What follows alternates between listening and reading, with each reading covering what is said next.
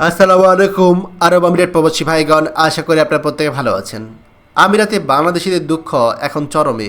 Doctor Yunus পদক্ষেপ নিলে এখনও আমিরাতের ভিসা সমাধান হতে পারে।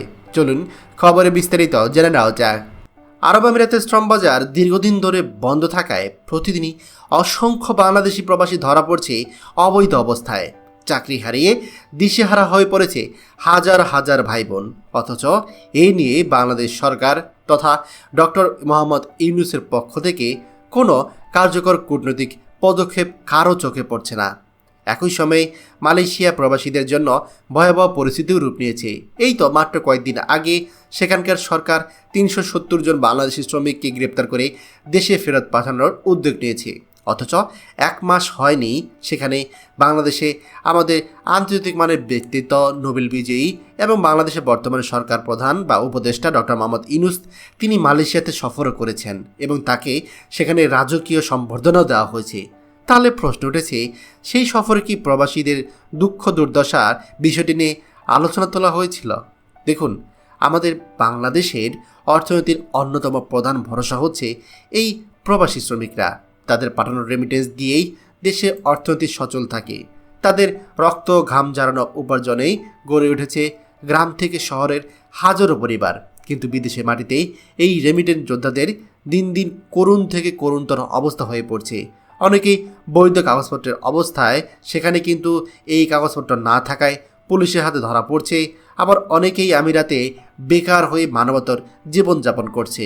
দেখুন, আমাদের দেশের ভিতরে নানান ইস্যু, ডাকসু নির্বাচন, সংস্কার কিংবা রাজনৈতিক টানাপোড়েন নিয়ে আমাদের সরকার যতটা সক্রিয়, প্রবাসীদের জন্য এই রকম উদ্যোগ একেবারেই দেখা যাচ্ছে না। অথচ আমাদের প্রবাসীরা শুধু অর্থ পাঠান না, তারা দেশের পরিচয় বহন করেন, দেশের মর্যাদা বাড়ান।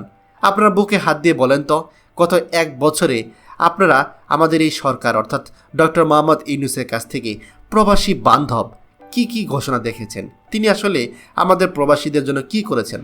অন্য কথা বাদই দেন, আমাদের আমিরাত প্রবাসীদের জন্য তিনি কি করেছেন?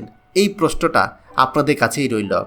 এখন সময় এসেছে আমাদের প্রবাসীদের সুরক্ষায় দ্রুত কূটনৈতিক পদক্ষেপ নেওয়ার। বিশেষ করে সংযুক্ত আরব আমিরাতের ভিসা পুনরায় চালু করার বিষয়ে উদ্যোগ গ্রহণ করা জরুরি।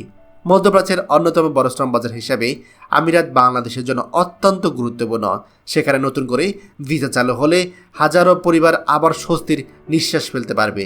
তাই আমাদের বিনীত অনুরোধ, বাংলাদেশ সরকার যেন প্রবাসীদের সংকট সমাধানে অবিলম্বে কার্যকর উদ্যোগ গ্রহণ করে আন্তর্জাতিক অঙ্গনে দাঁড়িয়ে আমাদের প্রবাসীদের অধিকার ও মর্যাদা রক্ষার জন্য জোরালো কূটনৈতিক তৎপরতা চালানো এখন সময়ের দাবি।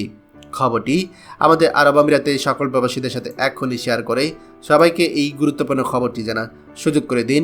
আর আপনি যদি আমাদের এই চ্যানেল নতুন হতে গেন, অবশ্যই আমাদের চ্যানেলটিকে সাবস্ক্রাইব করুন আরব আমিরাতের সকল গুরুত্বপূর্ণ খবর সবার আগে পাওয়ার জন্য। ধন্যবাদ সবাইকে। আমাদের সকল ভিডিও আপডেট সবার আগে পেতে আমাদেরকে সাবস্ক্রাইব করুন। সাবস্ক্রাইব করতে সাবস্ক্রাইব বাটনে ক্লিক করুন এবং বেল আইকনটি চাপুন, যাতে আমাদের কোনো লেটেস্ট ভিডিও আপনি মিস না করুন।